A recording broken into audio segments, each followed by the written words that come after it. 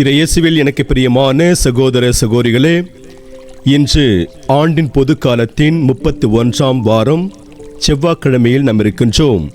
இந்த நாள் உங்களுக்கு நீ நாளாக அமைய வாழ்த்துகிறேன், ஜெபிக்கின்றேன்.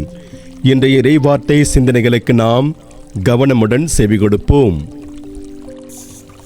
திருத்தூதர் பவுல் ரோமையருக்கு எழுதிய திருமுகத்திலிருந்து வாசகம். அதிகாரம் 12, இறை வார்த்தைகள் 5-16 முடிய. சகோதர சகோதரிகளே, நாம் பலராயிருந்தாலும் கிறிஸ்துவோடு இணைந்திருப்பதால் ஒரே உடலாய் இருக்கிறோம். ஒருவருக்கொருவர் உடன் உறுப்புகளாய் இருக்கிறோம். ஆயினும் நமக்கு அருளப்பட்டுள்ள அருளுக்கேற்ப வெவ்வேறு அருள் கொடைகளை பெற்றுள்ளோம். இறைவாக்கு உரைக்கும் கொடையை நாம் பெற்றிருந்தால், நாம் கொண்டிருக்கும் நம்பிக்கைக்கு ஏற்றவாறு அதை பயன்படுத்த வேண்டும். தொண்டு ஆற்றும் கொடையை நாம் பெற்றிருந்தால், அதை தொண்டு புரிவதற்கு பயன்படுத்த வேண்டும்.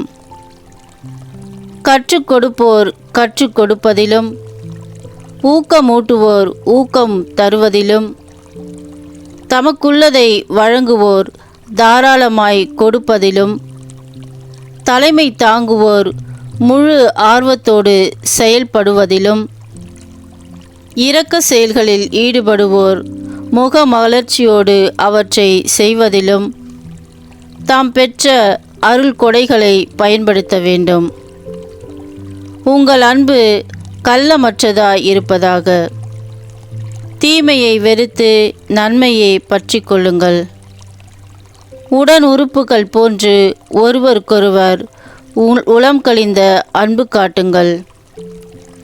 பிறர் உங்களை விட மதிப்புக்குரியவரென எண்ணுங்கள்.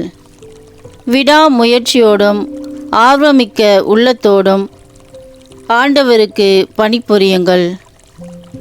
எதிர்நோக்கி இருப்பதில் மகிழ்ச்சி கொள்ளுங்கள். துன்பத்தில் தளரா மனதுடன் இருங்கள். இறை வேண்டலில் நிலைத்திருங்கள். வறுமையுற்ற இறை மக்களோடு உங்களிடம் உள்ளதை பகிர்ந்து கொள்ளுங்கள். விருந்தோம்பலில் கருத்தாயிருங்கள்.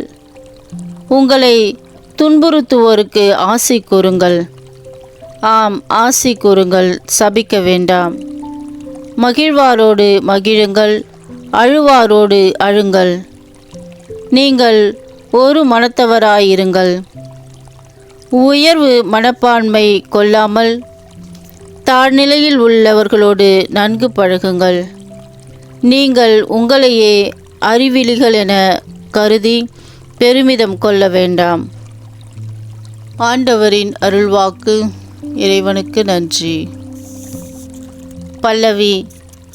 என் நெஞ்சம் அமைதி பெற திருமுன் வைத்து காத்தருளும். ஆண்டவரே, என் உள்ளத்தில் இருமாப்பு இல்லை, என் பார்வையில் செருக்கு இல்லை.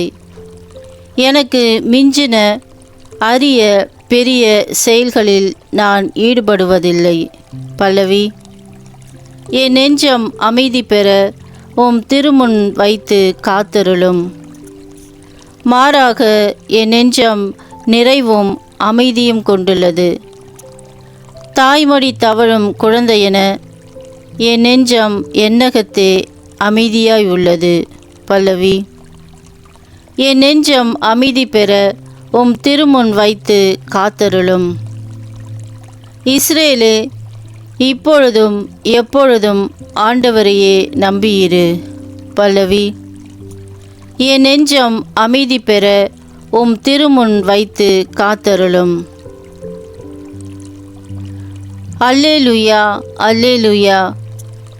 பெரும் சுமை சுமந்து சோர்ந்திருப்பவர்களே, எல்லாரும் என்னிடம் வாருங்கள், நான் உங்களுக்கு இளைப்பாறுதல் தருவேன் என்கிறார் ஆண்டவர்.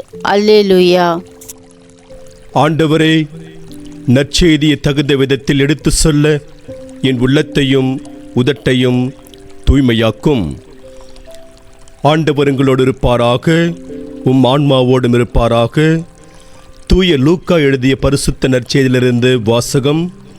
ஆண்டவரே, மாட்சி உமக்கே. லூக்கா நற்செய்தி அதிகாரம் 14, இறை வார்த்தைகள் 15 அதிகாரம் 14 இறை வார்த்தைகள் 15 24 முடிய. அக்காலத்தில் இயேசுவோடு பந்தியில் அமர்ந்தவர்களுள் ஒருவர் இயேசுவிடம், இறையாட்சி விருந்தில் பங்கு பெறுவோர் பேறு பெற்றோர் என்றார். இயேசு அவரிடம் கூறியது, ஒருவர் பெரிய விருந்து ஒன்றை ஏற்பாடு செய்து பலரை அழைத்தார். விருந்து நேரம் வரவே அவர் அழைப்பு பெற்றவரிடம் தம் பணியாளரை அனுப்பி, வாருங்கள், எல்லாம் ஏற்கனவே ஏற்பாடு செய்தாகிவிட்டது என்று சொன்னார். அவர்கள் எல்லாரும் ஒருவர் பின் ஒருவராய் சாக்குப்போக்கு சொல்ல தொடங்கினர். முதலில் ஒருவர், வயல் ஒன்று வாங்கியிருக்கிறேன், அதை நான் கட்டாயம் போய் பார்க்க வேண்டும், என்னை மன்னிக்க வேண்டுகிறேன் என்றார். நான் 5 ஏர் மாடுகள் வாங்கியிருக்கிறேன், அவற்றை ஓட்டி பார்க்க போகிறேன், என்னை மன்னிக்க வேண்டுகிறேன் என்றார் வேறொருவர். எனக்கு இப்போதுதான் திருமணம் ஆயிற்று, ஆகையால் என்னால் வர முடியாது என்றார் மற்றொருவர். பணியாளர் திரும்பி வந்து இவற்றை தம் தலைவருக்கு அறிவித்தார். வீட்டு உரிமையாளர் சினமுற்று தம் பணியாளரிடம், நீர் நகரில் வீதிகளுக்கும் சந்துகளுக்கும் விரைந்து சென்று ஏழையர், உடல் ஊனமுற்றோர், பார்வையற்றோர், கால் ஊனமுற்றோர் ஆகியோரை இங்கே கூட்டி வாரும் என்றார். பின்பு பணியாளர், தலைவரே, நீர் பணித்தபடி செய்தாயிற்று, இன்னும் இடமிருக்கிறது என்றார். தலைவர் தம் பணியாளரை நோக்கி, நீர் வழியோரங்களிலும் நடைபாதைகளிலும் போய் எனது வீடு நிரம்பும் அளவுக்கு மக்களை வற்புறுத்தி கூட்டி வாரும். அழைக்கப்பெற்றவர்களுள் எவரும் என்னுடைய விருந்தை சுவைக்கப் போவதில்லை என உமக்கு சொல்கிறேன் என்றார். ஆண்டவரின் அருள்வாக்கு. கிறிஸ்துவே உமக்கு புகழ். நற்செய்தி வாக்கினால் என்னுடைய பாவங்கள் அகல்வதாக. ஆமென். தன்னை ஏற்றுக்கொள்ள தயங்கும் மனிதர்கள். இயேசுவில் எனக்கு பிரியமான சகோதர சகோதரிகளே, கல்லூரியில் படித்து கொண்டிருந்த ஆடமிற்கு தன் நண்பன் பாபியின் உடை, நடை, பாவனை மிகவும் பிடித்திருந்தது. அதனால் ஆடம் பாபியைப் போல உடை உடுத்த தொடங்கினான். பாபிக்கு தன் நண்பன் சார்லி எல்லோரோடும் கலகலப்பாக பேசுவது பிடித்திருந்தது. அதனால் பாபி சார்லியைப் போல எல்லோரோடும் கலகலப்பாக பேச முயற்சி செய்தான். சார்லிக்கு தன் நண்பன் டானியை மிகவும் பிடித்திருந்தது. காரணம், அவன் படிப்பிலும் விளையாட்டிலும் திறமையானவனாக இருந்தான். அதனால் சார்லி டானியைப் போல இருக்க முயற்சி செய்தான். இந்த டானிக்கு ஆடமை மிகவும் பிடித்திருந்தது. காரணம், எல்லோரோடும் ஓடி ஓடி உதவினான். அதனால் டானி ஆடமை போல இருக்க முயற்சி செய்தான். இயேசுவில் எனக்கு பிரியமான சகோதர சகோதரிகளே, இந்த 4 பேரும் மற்றவர்களைப் போல இருக்க முயற்சி செய்தார்களே ஒழிய தங்களை அப்படியே ஏற்றுக்கொண்டு வாழ தெரியவில்லை. ஆனால் இதற்கு முற்றிலும் மாறாக தன்னை அப்படியே ஏற்றுக்கொண்டு வாழ்ந்த தாவீது மன்னரை பற்றி இன்று நாம் பாடக்கேட்ட பதிலுரை பாடல் கூறுகிறது. தாவீது எப்படி தன்னை ஏற்றுக்கொண்டார், நாம் எப்படி நம்மை ஏற்று அன்பு செய்வது என்பதை பற்றி நாம் சிந்தித்து பார்ப்போம். சாதாரண ஓர் ஆடு மேய்க்கும் சிறுவனாக இருந்த தாவீதை ஆண்டவராகி கடவுள் இஸ்ரவேலின் மன்னராக உயர்த்தியதால் தாவீது ஆண்டவருக்கு எப்பொழுதும் நம்பிக்கைக்குரியவராக இருந்தார். தாவீது உரியாவின் மனைவியோடு பாவம் செய்திருந்தாலும் கடவுளுக்கு அவர் எப்போதும் உண்மையுள்ளவராக நம்பிக்கைக்குரியவராக இருக்க முயற்சி செய்தார். மேலும் அவர் தன்னை அப்படியே ஏற்றுக்கொள்பவராக இருந்தார். அதனால்தான் அவர் இன்று நாம் பதிலுரை பாடலாக பாடக் கேட்ட திருப்பாடல் 131 எனக்கு மிஞ்சிய அரிய பெரிய செயல்களில் நான் ஈடுபடுவதில்லை என்கிறார். இப்பொழுதும் எப்பொழுதும் ஆண்டவரையே நம்பியிரு என்று சொல்லி கடவுளுக்கு முன்பாக தன்னை தாழ்த்தி ஆண்டவரின் அருளை இறைஞ்சி நிற்கிறார். தன்னை தன்னுடைய இயலாமை குறை நிறைகளோடு ஏற்றுக்கொண்ட தாவீது ஆண்டவர் மீது பற்றுக்கொண்டு வாழ்ந்தது நாம் ஒவ்வொருவரும் குறைகளோடு இருக்கும் நம்மை கடவுளால் மட்டுமே நிறைவுள்ளவர்களாக மாற்ற முடியும் என்ற உணர்வோடு அவர் மீது பற்றுக்கொண்டு வாழ்வது மிகவும் சிறந்தது. பெற்றோர் பார்த்து நடத்தி வைத்த அந்த திருமணத்தில் இணைந்த ஓர் ஆணும் பெண்ணும் கணவன் மனைவியாக மிகவும் மகிழ்ச்சியாக வாழ்ந்து வந்தார்கள். நன்றாக சென்று கொண்டிருந்த அவர்களது இல்லற வாழ்க்கையில் திடீரென்று புயல் வீசியது.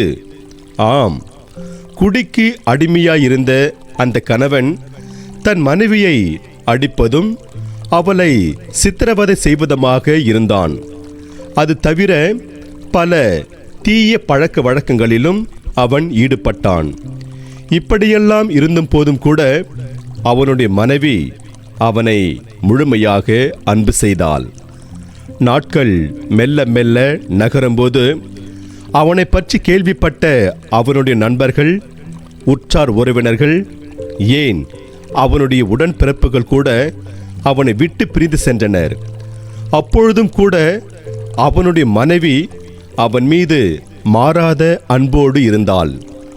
ஒரு நாள் அவன் போதைப் பொருட்கள் கடத்தல் வழக்கில் கைது செய்யப்பட்டு சிறையில் அடைக்கப்பட்டான். 5 ஆண்டு கால சிறை தண்டனையை அனுபவித்துவிட்டு ஒரு நாள் அவன் விடுதலையாகி வெளியே வந்தான். அப்படி வெளியே வரும்போது இந்த உலகத்தில் என்னை ஏற்றுக்கொள்வதற்கு யார் இருக்கிறார்கள் என்று ஒருவிதமான வெறுப்புணர்வோடு வந்தான். அவன் சிறைச்சாலையிலிருந்து வெளியே வந்தபோது அவனுடைய மனைவி அங்கே அவனுக்காக நின்று கொண்டிருந்தாள். அதை அவனால் நம்பவே முடியவில்லை. அதனால் அவன் வேகமாக ஓடி வந்து தன் மனைவியை வாஞ்சையோடு அணைத்து கொண்டான். அதன் பிறகு அவன், எல்லாரும் என்னை விட்டு ஒதுங்கியிருந்தாலும் என் மனைவி எப்பொழுதும் என்னோடு இருக்கின்றாள். எனவே நான் அவளை முழுமையாக அன்பு செய்வேன் என்று தீர்மானம் எடுத்து அதன்படியே வாழ்ந்து புதிய மனிதனாக மாறினான். இயேசுவில் எனக்கு பிரியமான சகோதர சகோதரிகளே, தன் கணவன் தன்னை அடித்து துன்புறுத்திய போதும் அவன் மீது மாறாத அன்பு கொண்டிருந்த மனைவி ஒரு கட்டத்தில் அவன் புதிய மனிதனாக மாறுவதற்கு காரணமாக இருந்தாள்.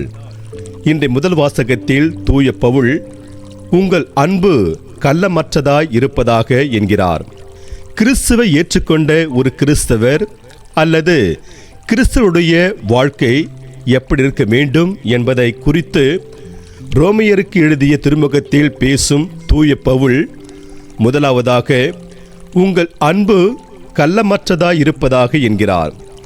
தூய பவுல் ரோமியர்களிடம் இவ்வாறு கூறுகின்றார் எனில், அவர் இயேசுவின் போதனையான நான் உங்களிடம் அன்பு செலுத்தியது போல நீங்களும் ஒருவர் மற்றவரிடம் அன்பு செலுத்துங்கள் என்பதை ஆழமாக உள்வாங்கிக் கொண்டார் என்றே சொல்ல வேண்டும். இயேசு நம்மை முழுமையாய் அன்பு செய்தார். ஆகவே அவருடைய வழியில் நடக்கும் ஒவ்வொருவரும் அவரைப் போல பிறரை அன்பு செய்ய வேண்டும் என்பதாலேயே தூய பவுல் இப்படி சொல்கிறார். நற்செய்தியில் இயேசு பெரிய விருந்து பற்றிய ஊமையை சொல்கிறார். இந்த ஊமையின் மூலம் இறையாட்சி விருந்தில் எல்லாருக்கும் இடம் உண்டு, அங்கு பாகுபாடு கிடையாது என்ற உண்மையை உரக்க சொல்கிறார் இயேசு. இறையாட்சி விருந்து எல்லாருக்கும் உரியதாக இருந்தாலும் யூதர்கள் கடவுள் கொடுத்த அன்பிற்கு செவி கொடுக்காமல் அவ்விருந்தில் கலந்து கொள்ளும் வாய்ப்பினை இழந்தார்கள். ஆகையால் கடவுள் நம் எல்லோரையும் முழுமையாக அன்பு செய்வது போல நாமும் ஒருவர் மற்றவரை அன்பு செய்து இயேசுவின் சீடர்களாக வாழ்வோம். இன்று நமக்கு கொடுக்கப்படுகின்ற இறை சிந்தனையாக, ஆள் பார்த்து செயல்படும் எவரும் அலகையின் பிள்ளையே அன்றி ஆண்டவனின் பிள்ளை இல்லை. இயேசு நம்மீது கொண்ட அன்பின் வெளிப்பாடாக தன்னையே தந்தார். நாம் நமது அன்பின் வெளிப்பாடாக என்ன செய்ய போகிறோம்? அன்பு தீமையை நாடாது நன்மையை மட்டுமே நாடும்.